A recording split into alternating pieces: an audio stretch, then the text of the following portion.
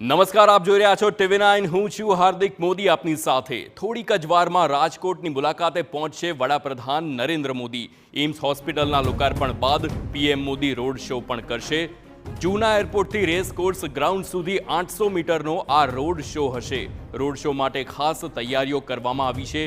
ભગવા થીમ પર આ તમામ આયોજન કરવામાં આવ્યું છે. PM મોદીના રોડ શો માટે 10,000 લોકો તેમના રોડ શોમાં સામેલ થશે. રોડ શોના રૂટમાં 21 જેટલા સ્ટેજ પણ તૈયાર કરવામાં આવ્યા છે. PM મોદીના રોડ શોને ભવ્ય બનાવવા તંત્રએ તમામ પ્રયાસો કર્યા છે. રાજકોટમાં પ્રધાનમંત્રી નરેન્દ્ર મોદીનો રોડ શો યોજાવાનો છે ને તે પહેલાની તમામ તૈયારીઓ છે તે થઈ રહી છે. આપ જે પ્રકારે દ્રશ્ય જોઈ રહ્યા છો કે લોકો છે તે પહોંચી રહ્યા છે. અલગ અલગ સમાજના અલગ અલગ મંડળના લોકો છે તે આવી રહ્યા છે. કુલ 10,000થી વધારે લોકો પ્રધાનમંત્રીનું સ્વાગત કરવાનું છે. મારી સાથે ભાજપના પ્રદેશ ઉપાધ્યક્ષ ભરતભાઈ બોગરા છે. ભરતભાઈ, શું કહેશો? જે પ્રકારે રોડ શો યોજાવાનું છે, કેવો ઉત્સાહ છે લોકોમાં એક જબરદસ્ત માહોલ છે. રામ મંદિરના નિર્માણ પછી, ભગવાન શ્રી રામની અયોધ્યામાં પધરામણી પછી પહેલી વખત નરેન્દ્રભાઈ મોદી સાહેબ રાજકોટના આંગણે આવે છે. સમગ્ર રાજકોટ કેસરિયા રંગથી રંગાઈ ગયું છે. રાજકોટના રાજમાર્ગો આજે લોકોના પ્રવાહથી સુશોભિત થઈ ગયા હોય એ પ્રકારના દ્રશ્યો અહીંયા જોવા મળે છે. રાજકોટના વિવિધ જ્ઞાતિ, વિવિધ સમુદાય, વિવિધ ધર્મના લોકો આજે દેશના પોતાના નેતાને આવકારવા માટે રોડ ઉપર કતારો લાગી છે. કેટલા લોકો ઉપસ્થિત રહેશે? સભામાં કેટલા લોકો ઉપસ્થિત રહેશે? શું આયોજન રહેશે? 1 લાખથી વધારે જનસંખ્યા આજે રાજકોટના આંગણે આદરણીય નરેન્દ્રભાઈ મોદી સાહેબને સન્માનવા માટે, આવકારવા માટે ઉત્સુક હોય એ પ્રકારના દ્રશ્યો અહીંયા જોવા મળે છે. સ્પષ્ટપણે એટલે એક પ્રકારનો ઉત્સાહ છે તે જોવા મળી રહ્યો છે. જયંતિભાઈ કવાડિયા, જયંતિભાઈ, શું કહેશો? સૌરાષ્ટ્ર માટે આજનો પ્રવાસ કેટલો મહત્વપૂર્ણ?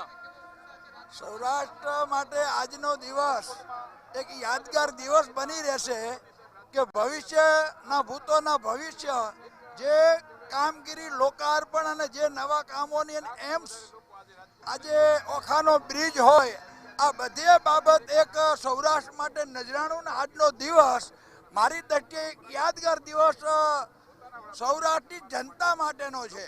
અને એ જનતાના વિશ્વાસ સાથે જે નરેન્દ્રભાઈ ઉપર જે જનતાને અને દેશને જે ભરોસો છે, એના કારણે આજે આપણે મંડપમાં જોઈએ તો જે જનમેદની આવી રહી છે એની ઉત્સાહ સાથે આવી રહી છે. આજનો દિવસ ભારતીય જનતા પાર્ટીના કાર્યકર્તા માટે પણ, અમારા વડાપ્રધાન જ્યારે અહીંયા આવતા હોય ત્યારે અમારા માટે પણ એક આનંદનો દિવસ છે. અને જે લોકો એને બિરદાવે, લોકો એને વધાવી રહ્યા છે, એના માટેનો કાર્યકર્તા તરીકે અમને ગૌરવ છે. સ્પષ્ટપણે એટલે તમામ લોકોમાં ઉત્સાહ છે તે જોવા મળી રહ્યો છે.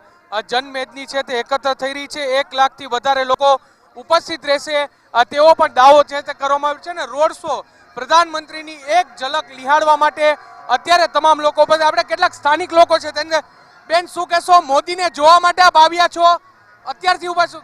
અમારા રાજકોટમાં પ્રધાનમંત્રી શ્રી મોદી સાહેબનું હાર્દિક સ્વાગત કરવા માટે અમે ઉત્સાહથી ઊભા છીએ. કોર્પોરેશનના બાળકો છે, કોર્પોરેશનની શાળા નંબર 95. એટલે શાળાના બાળકો હોય કે મોટા વ્યક્તિ હોય, તમામ લોકો અહીં મોદીની એક ઝલક જોવા માટે, તેમને નિહાળવા માટે અહીં ઉપસ્થિત છે. ટૂંક સમયમાં જ પ્રધાનમંત્રી નરેન્દ્ર મોદી સૌપ્રથમ એમ્સ હોસ્પિટલનું લોકાર્પણ કરશે ને ત્યારબાદ 800 મીટરનો જે રોડ શો છે તે યોજાવાનો છે ને તેને લઈને તમામ પ્રકારની તૈયારીઓ છે તે અત્યારે જોવા મળી રહી છે.